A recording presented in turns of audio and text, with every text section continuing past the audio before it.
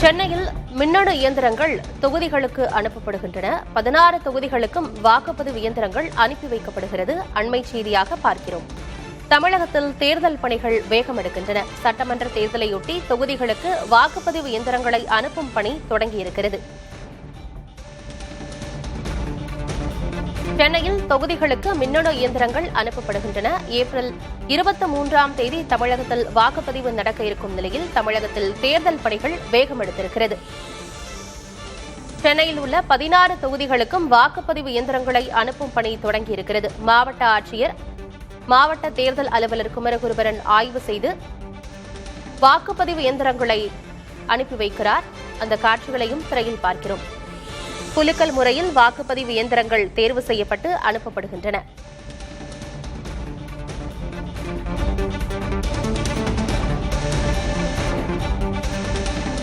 சென்னையை தொடர்ந்து கடலூரில் 9 தொகுதிகளுக்கு மின்னணு வாக்குப்பதிவு இயந்திரங்கள் அனுப்பப்படுகின்றன. கடலூர் மாவட்டத்தில் உள்ள 9 தொகுதிகளுக்கும் மின்னணு இயந்திரங்களை அனுப்பும் பணி தொடங்கியிருக்கிறது. அங்கு ஆட்சியர் சிபி ஆதித்யா செந்தில்குமார் ஆய்வு செய்து வாக்குப்பதிவு இயந்திரங்களை அங்கிருக்கும் தொகுதிகளுக்கு அனுப்பி வைக்கிறார். குலுக்கல் முறையில் வாக்குப்பதிவு இயந்திரங்கள் தேர்வு செய்யப்பட்டு அனுப்பப்படுகின்றன. தமிழகத்தில் ஏப்ரல் 23ஆம் தேதி வாக்குப்பதிவு நடைபெறும் நிலையில் தமிழ்நாடு முழுக்க சட்டமன்ற தொகுதிகளுக்கு இந்த வாக்குப்பதிவு இயந்திரங்களை அனுப்பும் பணி தொடங்கியிருக்கிறது.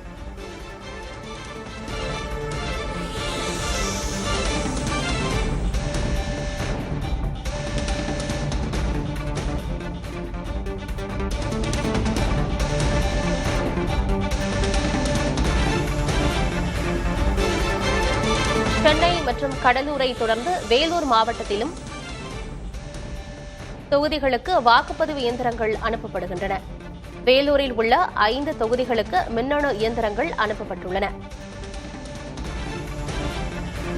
குலுக்கல் முறையில் வாக்குப்பதிவு இயந்திரங்கள் தேர்வு செய்யப்பட்டு அனுப்பப்படுகின்றன. வேலூரிலும் 5 தொகுதிகளுக்கு மின்னணு இயந்திரங்கள் அனுப்பப்பட்டுள்ளன.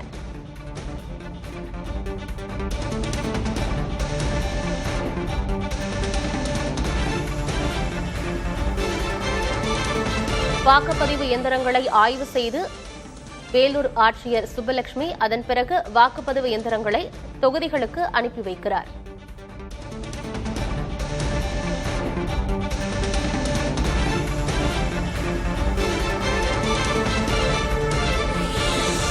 தமிழகத்தில் சட்டமன்ற தேர்தல் பணிகள் வேகமெடுத்துள்ளன. வாக்குப்பதிவு இயந்திரங்கள் தொகுதிகளுக்கு அனுப்பப்படுகின்றன.